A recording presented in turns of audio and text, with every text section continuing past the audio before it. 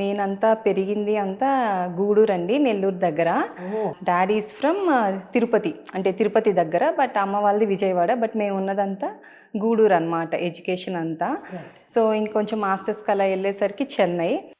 Inter తర్వాత fashion designing ఏదైనా చెయ్యాలి అని ఇంట్రెస్ట్ ఉండేది అప్పట్లోనే. కాకపోతే వే బ్యాక్ కదండి, అప్పట్లో అది ఏదో ఏదో మూవీస్లోకో మోడలింగ్ చేస్తాను అన్న టైప్లో అపోజ్ చేశారు వద్దు అని. ఇంకా అది వెళ్ళిపోయింది. ఇంకా తర్వాత నేను బయోటెక్ చేశాను, అదంతా అయిపోయింది. హైదరాబాద్లో వర్క్ చేశాను. తర్వాత యూకేలో ఉన్నానన్నమాట కొన్ని ఇయర్స్. అక్కడ కూడా వర్క్ చేసేదాన్ని. అక్కడ ఏం వర్క్ చేసేవారు? ఎన్హెచ్ఎస్లో చేసేదాన్ని అనమాట, హెల్త్ ఇన్ఫర్మాటిక్స్కి. So background Biotech.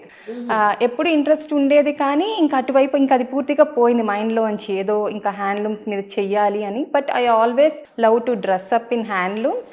ఎవరన్నా చక్కటి చీర కట్టుకున్నా, చక్కగా రెడీ అయినా నాకు చూసి ఆనందపడడం ఇష్టం. వీళ్ళకి ఎంత బాగుందో ఈ చీర, చాలా చక్కగా సెలెక్ట్ చేసుకున్నారు. ఆ టేస్ట్, ఇంట్రెస్ట్ అనేది ఉంది. కాకపోతే స్టార్ట్ చేయాలి అనే సిచ్యువేషన్ రాలేదు. ఒక టైంలో చెయ్యాలి అనుకున్నాను అక్కడ ఉన్నప్పుడే, యూకేలో ఉన్నప్పుడే. బట్ నాకు సిచ్యువేషన్స్ అవి అనుకూలించలేదు అనమాట. సో ఇంకా అది అలా వదిలేశాను. మళ్ళీ ఇండియా వచ్చిన తర్వాత మళ్ళీ ఇక్కడ హైదరాబాద్లోనే ఒక 1.5 year 2 years వరకు వర్క్ చేశాను అనమాట. హైదరాబాద్లో కూడా ఉన్నారు? ఉన్నానండి, వర్క్ చేశాను. కాకపోతే నాకు అక్కడ వర్క్ కల్చర్ అలవాటు అయిపోయి కొంచెం ఇబ్బంది అనిపించింది మళ్ళీ వచ్చాక, ఈ వర్క్ కల్చర్కి అలవాటు అవ్వటము అది ఇది. And then move to Bengaluru.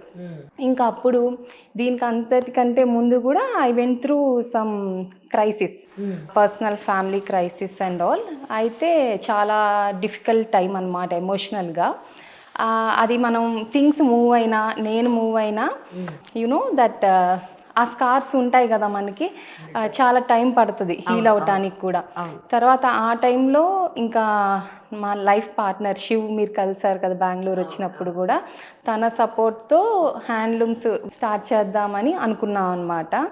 ఇంకా తను చెప్పారు, నీకు ఇదంటే ఇష్టం కదా చేసుకో, అలా అని ప్రెషర్ తీసుకోవద్దు, నువ్వు ఆక్యుపైడ్గా ఉండాలి, నీకు అది హ్యాపీనెస్ ఇస్తుంది అంటే వై నాట్ చేయండి అన్నట్టే చెప్పారనమాట. వాళ్ళ హస్బెండ్ని నేను బెంగళూరు వెళ్ళినప్పుడు వాళ్ళ ఇంటికి వెళ్ళి కలిసాను వీళ్ళందరినీ. యాక్చువల్లీ చిన్న పాప వీడియోలో అప్పుడప్పుడు ఉంటుంది. ఎంత సపోర్టివ్ అంటే, can you believe it or not, ప్రతి నిమిషం నేనున్నాను, నీకేం పర్వాలేదు, జస్ట్ నువ్వు స్టెప్ ఆన్ అవ్వు చాలు అని చాలా ఎంకరేజ్ చేస్తారు. అవునండి, అసలు డిస్కరేజ్ చేసే అవకాశమే లేదు. Very nice. అది కూడా ఎంత గార్డింగ్గా ఉంటారంటే, నువ్వు స్టార్ట్ చేయి, ఇన్వెస్ట్ చేసేటప్పుడు కూడా ఒక మాట చెప్పారండి, అది నేను ఎప్పటికీ మర్చిపోలేను. నీకు ఇష్టం కాబట్టి, నువ్వు ఆక్యుపైడ్గా ఉండాలి, నువ్వు థెరప్యూటిక్గా ఫీల్ అవుతున్నావు కాబట్టి నువ్వు స్టార్ట్ చేయి, నేను I'm giving you some X amount to start. అది నేను దేవుడు ఉండిలో వేసాను అని అనుకుంటాను. నువ్వు మళ్ళీ నాకేదో సంపాదించి తిరిగి ఇవ్వాలి అలా స్ట్రెస్ తీసుకొని హడావిడి పడిపోయి ఓవర్గా థింక్ చేసి స్ట్రెస్ తీసుకోవద్దు, నువ్వు లీజర్గా నీకు నచ్చినట్టు నువ్వు చేసుకో అని సపోర్ట్ చేశారనమాట. మీరు అన్నమాట కరెక్ట్. ఇది హ్యాండ్లూమ్ మనకి చాలా హీల్ ఇస్తుంది అని అంటే, మనకి నచ్చిన ఒక చీరో, ఒక డ్రెస్, ఒక ఆర్ట్ పీస్ చూసినప్పుడు ఎగ్జాక్ట్లీ మన లోపల ఉండే ఆ సంతోషం మామూలుగా ఉండదు, బాగుంది అనేది. సో కొనుక్కునే ప్రయత్నం మనం చేసినప్పటికీ ఒక్కోసారి వీలు అవుతుంది, ఒక్కోసారి వీలు కాదు కూడా. అది చూసి ఆనందపడడం కూడా ఒక ఇది అండి, అది నాకే కావాలి అని ఉండదు. ఏదైనా ఒక మంచి ఆర్ట్ ఫామ్ ఏదైనా సరే చూసి ఆనందపడితే కూడా that give so much Joy అనమాట మనకి. నేను అలా ఫీల్ అవుతాను. నాకంటే ఎదుటి వాళ్ళు చక్కగా రెడీ అయ్యి చక్కగా బాగుంటే నాకు చూడటం ఇష్టం అనమాట. That gives me lot of Joy. అదే నాకు ఈ బిజినెస్లో కూడా హెల్ప్ అయింది. మోర్ దెన్ బిజినెస్ నేనేమనుకుంటానంటే, ఇది kind of person to person. నేను యూకేలో ఉన్నప్పుడు ఏదన్నా షాప్ చేయాలి అంటే 2013-14 ఆ టైంలో చాలా కష్టంగా అనిపించేది. అప్పట్లో ఇన్ని ఆన్లైన్ పేజెస్ ఉండేవి కాదు, కొన్నే ఉండేవి. మళ్ళీ ఇక్కడ పోనీ మన సిబ్లింగ్స్ని అలా ఎవరైనా తెమ్మందాం అనుకున్నా, ఈ ట్రాఫిక్లో బయటకు వెళ్ళటానికి 1 గంట, రావటానికి 1 గంట, పాపం ఎవరి పనులు వాళ్ళకే ఉంటాయి. ఆ క్లయింట్ కేర్ అనేది సరిగ్గా ఉండేది కాదు.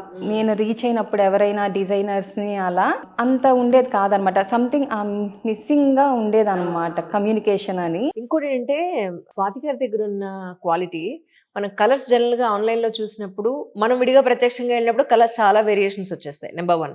మన నెట్లో చూసినప్పుడు ఉండే క్వాలిటీ ఒకటి ఎక్స్పెక్ట్ చేస్తాం కదా, అక్కడికి వెళ్ళి చూస్తే ఇది ఇలా ఉంది ఏంటి అని అనుకుంటాం కదా. ఇవి రెండు కూడా ఇక్కడ మనకి నడవదు. అక్కడ ఏ కలర్ ఉంటే అదే కలర్ ఉంటుంది. ఏ క్వాలిటీ మనం ఎక్స్పెక్ట్ చేస్తాము అంతకన్నా మించి బెటర్ క్వాలిటీ ఉంటుంది. అది నేను చూసాను కాబట్టి నేను చెప్పగలుగుతున్నాను. అబ్సల్యూట్ క్వాలిటీ ప్రయారిటీ అనమాట. ఒక్కోసారి ఆన్లైన్లో ఏదో అనుకొని తీసుకుంటాం, ఏదో అవుతుంది. సో నాకేంటి స్టార్ట్ చేసినప్పుడు క్వాలిటీ ఎంత ప్రయారిటీనో క్లయింట్ కేర్ కూడా అంతే అప్మోస్ట్ ప్రయారిటీ అనేది అని స్టార్ట్ చేశాను అనమాట. ఆన్లైన్లో చూసి నేను ఒక ఇటుకు పొడి రంగు షిఫాన్ సారీ నాకు భలే నచ్చింది. అక్కడక్కడ చిన్న చిన్న చిప్స్ ఉన్నాయి. ఎక్కడికన్నా ఈవినింగ్స్ ఇక్కడ సరదాగా వెళ్ళినప్పుడు కట్టుకొని వచ్చాననుకుని ఆన్లైన్లో చూసి బుక్ చేశాను. అక్కడికి అనుకుంటూనే ఉన్నా ఇది ఏదో ఇంతే ఉంది, ఎలా ఉంటుందో ఏంటో అని. షిఫాన్ అన్నాడు కదా, ఏ షిఫాన్ అంటే అనుకుంటూనే అలాగే ఎంత చీప్ మెటీరియల్తో వచ్చిందంటే వాడు రిటర్న్ లేదు, అందులో ఆప్షనే పెట్టలేదు. ఇంకా అదే ఆ డబ్బులు అటే పోయాయి. ఇంకా సో అది ఓన్ ఎక్స్పీరియన్స్ అనమాట. అవునండి, అలా చాలా మంది కూడా చెప్పారు నాకు. కొంతమంది ఫస్ట్ టైం క్లయింట్స్ వస్తారు, అయ్యో ఇంత ఎక్స్పెన్సివ్ శారీ ఆన్లైన్లోనా అని కొంచెం హెసిటేట్ చేస్తానే ఫస్ట్లో తీసుకున్నా. నాకు మళ్ళీ కాల్ ఖచ్చితంగా వస్తుంది అనమాట, స్వాతి గారు ఈ చీర మేము విడిగా చూసిన దానికంటే సేమ్ ఉంది, ఇంకా చాలా బాగుంది, ఇలా కట్టుకున్నప్పుడు చాలా కాంప్లిమెంట్స్ వచ్చాయండి అని కూడా చెప్తుంటారు అనమాట. అంటే మీకు చెప్పాలనుకుంటేనే సింపుల్ గా, ఎవరి నేమ్స్ ఏం చెప్పొద్దు, అంటే లైఫ్ లో ప్రతి మనిషి జీవితంలోనూ కొంత కష్టం ఉంటుంది, స్ట్రగుల్ పీరియడ్ ఉంటుంది. మీ స్ట్రగుల్ పీరియడ్ అంటే ఏం చెప్తారు? స్ట్రగుల్ పీరియడ్ అంటే I don't want get in to details అండి. అంటే నాకు అవంతా మళ్ళీ రీవిజిట్ చెయ్యాలి అని కూడా లేదు. ఇప్పుడు వినేవాళ్ళు చూసే వాళ్ళకు కూడా అది ఏంటి అనే దానికంటే మనం దాని నుంచి ఎలా బయటకు వచ్చాము, మనల్ని మనం ఎలా రీబిల్డ్ చేసుకున్నాము అనేది తెలిస్తే ఇప్పుడు ఎవరైనా టఫ్ ఫేజెస్లో వెళ్తున్నా వాళ్ళకి యూజ్ అవుతుంది అని నాకు అనిపిస్తుంది. సో ఆ టైంలో definitely when I was in UK I been through a lot అండి, చాలా ఆ టైంలో నాకు కొంచెం సొలేస్ ఇచ్చింది ఏంటి అంటే మోర్ దెన్ థెరపీ, చాగంటి గారి గురించి చెప్పాలి. యా నాకు అక్కడ వర్క్ కూడా నాకు అంటే ఇక్కడలాగా కాదు, కొంచెం లీజర్గానే ఉంటుంది కదా. సో నాకు ఏది నడుస్తున్నా మైండ్లో చాగంటి గారి ప్రవచనాలు వినేదాన్ని. అది ఎంత స్ట్రెంగ్త్ ఇస్తుందంటేనండి మనకి ముందుకు వెళ్ళటానికి, I can't tell you in words అనమాట. అది ఎక్స్పీరియన్స్ చేస్తేనే మనకు తెలుస్తుంది.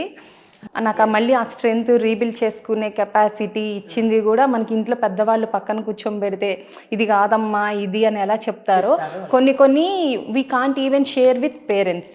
మన పేరెంట్స్తో కూడా షేర్ చేసుకోలేము. నేను కూడా ఇంట్రోవర్ట్ని, అంత వెళ్ళిపోయి మాట్లాడే టైప్ కాదనమాట. సో ఆ చాగంటి గారి స్పీచెస్ నాకు చాలా హెల్ప్ చేశాయండి.